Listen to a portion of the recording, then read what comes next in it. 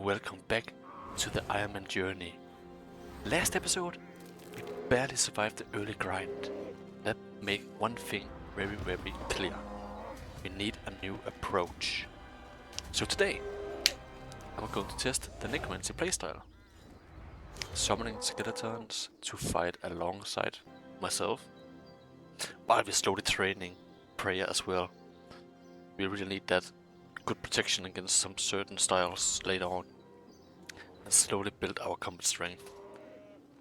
Can this style give us an edge that we really need for the fire cape? There's only one thing to do. Let's find out. Alright, the goals for today is, my main objective is to level prayer a little bit, just a little bit, because protection prayers are really critical. We need to finally face Jet way in the future.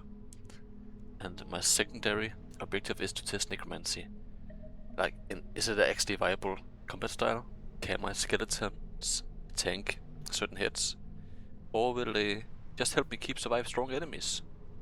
And there's probably gonna be even some small progress matters. So today isn't about big milestone. It's more about learning the playstyles and preparing for bigger challenge. And I'm starting off with necromancy and the prayer training. My prayers right now at 14 is super low. I really wanna bump it up to the next step where I can use those useful protection abilities. Meanwhile, I'm doing my necromancy training as well. Summoning my skeletons to take damage. That's the beauty of necromancy. It's risky, but if I manage my summons carefully and take on the enemies, like, I probably can handle some more tough one I normally couldn't handle without necromancy. So, necromancy is really nice. I really love it, and my skeletons are performing well. It let me focus on the offense without taking too much damage. This playstyle is really strategic if you really put your mind into it. And for me, I'm just having a lot of fun with it. So yeah, I love it. Here we are for a small PVM test. I want to see how effective my skeletons are under real pressure. Summon deployed, skeletons moving in, and perfect. They're taking the damage, and I can safely attack from distance. Even with a 10 range setup, this setup keeps me alive. That's exactly why I love necromancy. Really like clever use of summons can make up for low stat.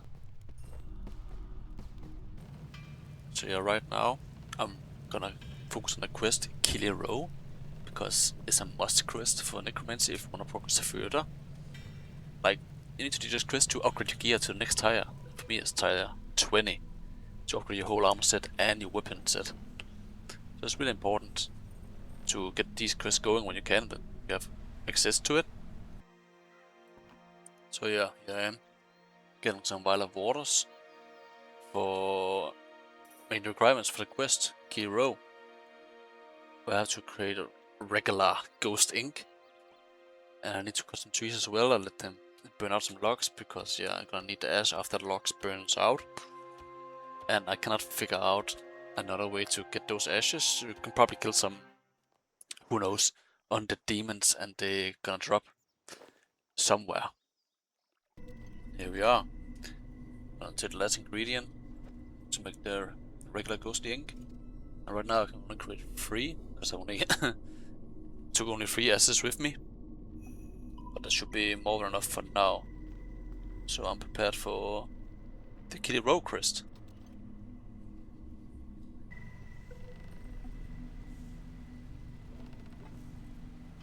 And here we have it, the soul urn. I can either kill 5 chickens for the souls, or do a ritual.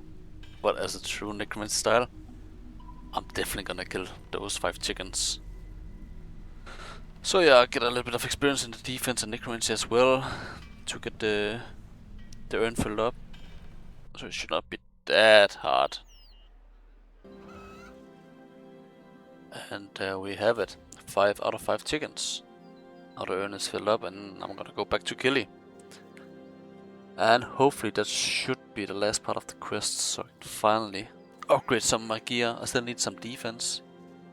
I'm not quite 20 yet to upgrade and equip the armor set, but should be able to get access to make the weapons very, very soon.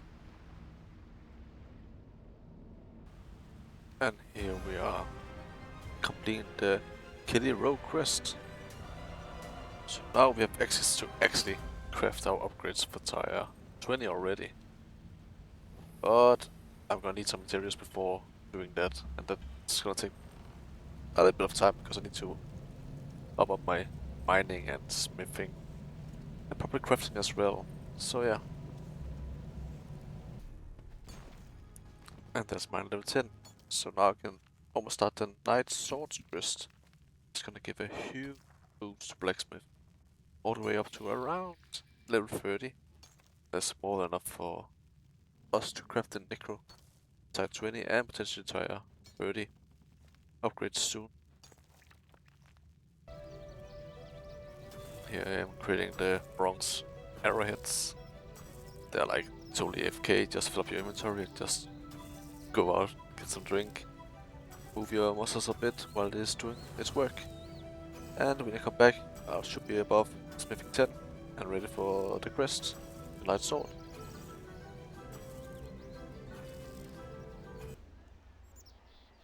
And that should be it. Now the Night Sword is available for us, and we're gonna quickly complete it so we get that nice smithing experience. Here you see I'm preparing for a nice quest. I'm gonna buy some red berries, and I make a mistake here. I buy the vial of water.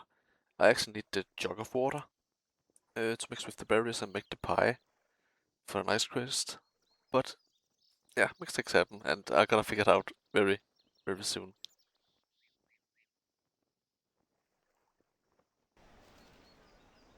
And here I found out I can mix the pot of flour with the vial of water. I was like, what the hell's going on here? Then I realized after searching a bit, damn, it's a jug of water I need, not a vial of water. And yeah, luckily I know a man that can save us a jug of water quite easily. And here he is, Beefy Bill Supplies. There we have the jug of water, and he actually has nice extra things like the red berries as well. Now I'm just gonna mix them and make the pastry dough.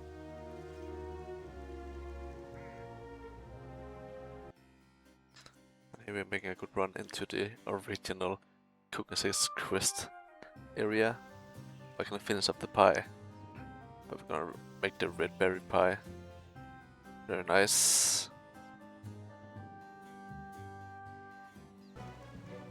And here we are at the Felder Castle, talking to Squire Assol. And he's gonna make us start the Night Sword quest. And thankfully I already prepared all the requirements and everything beforehand. So I just need to go back and forth and talk to a lot of people, and boom, it should be done in no time.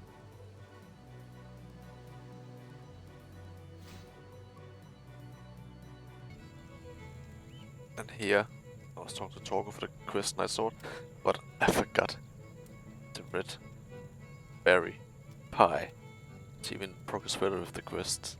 It's in my bank, so yeah, I guess I have to go back and pick it up. So yeah, small mistakes happens once in a while, but that's okay. We're gonna move on. And impressive enough, Port Serum doesn't have a bank, or at least I cannot find something, so I just teleport to whatever. There's a bank close by. And yeah, we get the red berry pie. So now we should probably be able to progress a little bit further with the quest now that we actually have the needed items. And yeah, it's mostly just back and forth from the Squire Asrol, the Felder Castle, and to Torgu, right underneath the Port Serum. So yeah, it's just back and forth, and we're gonna do a little cave event as well, where we're gonna mine some brurite, and there's potentially gonna be some dangerous enemies that may scare a little bit. You know, they can quite hit hard when I'm already 13 defense. And yeah, you'll see how close I gotta get. Here we are down in the cave, and you can see I already get attacked quite a bit by the ice giants. I have to position myself so they don't gonna snipe me from somewhere, and yeah, this is the perfect spot. And just slip me mine some couple extra brew right ore, just from some task later on, so I don't have to go down here all the time. But yeah, this sweet spot right here should be one of the safest spots to do this. So thank God I didn't die on this trip. It would be so awkward. I have to run all the way back, and yeah, probably survive another time.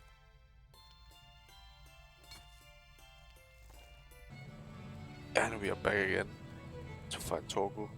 He's for some reason out of his house and just hiding underneath the palm trees. But yeah, we hand over the materials, the iron bars, and the brewite to create the night sword. And this should be the last thing. So we're gonna go straight to Falador Castle again, talk to Squire Ashroll. And that should be the quest completed, and should be around 30 smithing for the massive boost we're gonna get from the quest. I really like, you know, just doing a simple quest and boom, it's gonna massively bump your scaling up by a lot. Like really a lot. You just skip the first 10, 20, 30 levels sometimes early on. And there we had it. The Night Sword quest completed. There's nice smith length, 12,000 experience. Gonna bump all the way up to 30 smithing. Exactly. That's so nice. So nice. And yeah, we continue on our journey to craft the Necro. Like Tyre said, upgrades. It's crazy you have to do all of these small things here and there, but I think it's fine. We're gonna get there. And finally, I think we have just the right amount to create the last couple of bronze bar, iron bar, and steel bar. To create the last necessary bar to get the necromancy weapon set upgrade. With these small lesser onion soul bar. The weapon's gonna require like 1 piece each right now to upgrade. So yeah, this should do for now. And of course the bars are not done quite now. Like they're unsold right now, so I have to really quickly do these rituals to make them, yeah, like normal unsold bar. So they're actually ready to be used on crafting my weapons upgrade.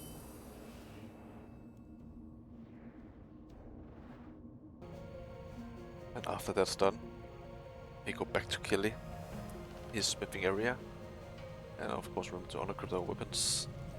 And here we go, we're gonna upgrade the Death Guard first to a nice sweet Tier 20. Super nice early on, and of course a skull lantern. And this gave us a nice task as well completed. So yeah, this is not bad. Now we just need the last necessary stuff for the armor set. And here we are back in Lumbridge. Because we need to upgrade our armor pieces to next tier, there's a few things we need to do first. I need to bump up my crafting to at least 15-20 to be able to craft the spider silk, gloves and hood and so on that is needed to be sacrificed in a ritual to get the cloth needed for upgrading our necro pieces. And I want to do spiders in this catacomb, and I forgot I have not the blood pack quest yet. So I'm quickly gonna do that and continue on killing some spiders.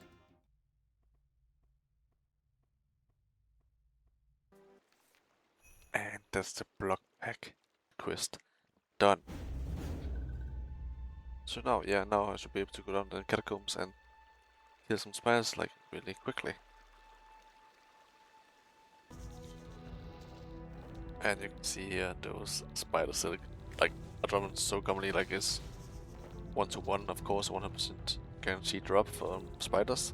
And yeah, I'm gonna use some bones as well here and there just to spike up my prayer just a little bit. Well, yeah, it's only gonna take like 5 to 10 minutes to fill 1-2 inventories, so I have that spider silk for the whole equipment to be upgraded later on.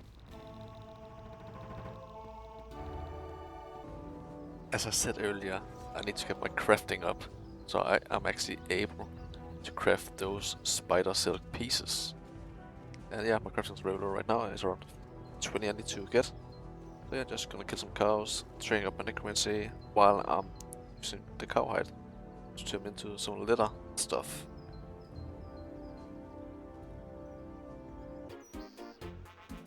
And that took some time, but our crafting is now 20.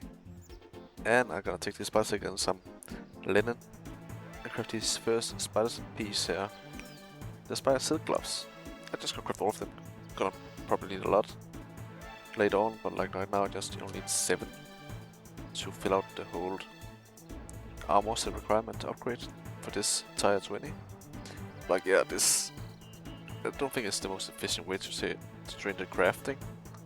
Like it took like half an hour just from round 5 to 20 doing the cowhide thing. Well yeah, in the end I got it there, and then my necromancy went up as well. Like I think it's 3-4 levels, so it's 27 right now. Not bad.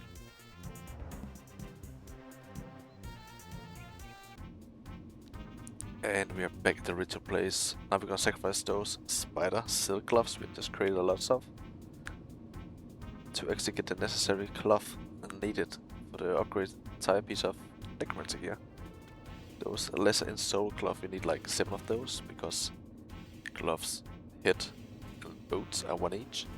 But the pants and the chest is like 2 cloth each. Yeah, that's round up to around 7.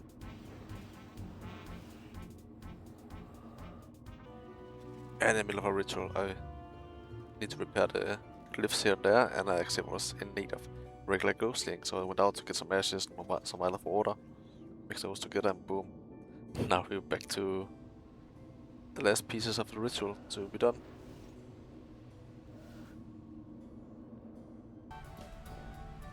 And we are done with the ritual. Here we are, all 7 cloth pieces, and of course we want to go out our gear, so we actually can't upgrade it. It's gonna be so nice to have this next entire 20 upgrade. And yeah, still the tank set, where you get the additional HP set bonus and the less damage take. So just nice in general, you know. But I'm really happy we got this far. Even though it's a long journey, I need to get my smithing up, my mining up, my crafting up, just to get the requirement met to craft all of these pieces. But here we are. Boom, done. Looks so nice. Like real nice, I love it. Not bad, not bad.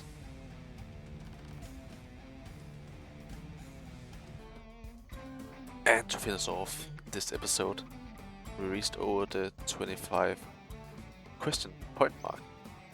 And that means we can talk to May. Get this nice dice. That's gonna give us a 250,000 nice raw cash.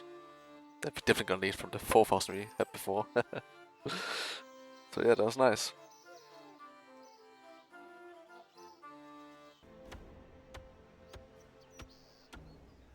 And there we go, folks. That's to us the end of episode 2. This Ironman 2 collection. Fully Luck series, my little small journey. I hope you liked it. I'm trying to improve a lot about editing, talking, the gameplay wise from every episode. And yeah, if you have anything to say to me, leave down in the comments. Even if it's positive or negative, I can handle both. Or some small things that can actually help me improve my gameplay. That would be quite nice. I appreciate that. So if you like this journey and want to see me continue this, I'm definitely gonna continue either way. But make sure to leave a comment, like, and if you want, you can subscribe too, if you want to keep updated, and hit the bell as well, so you know when I post. But I mainly post same time every week, so thank you for this time.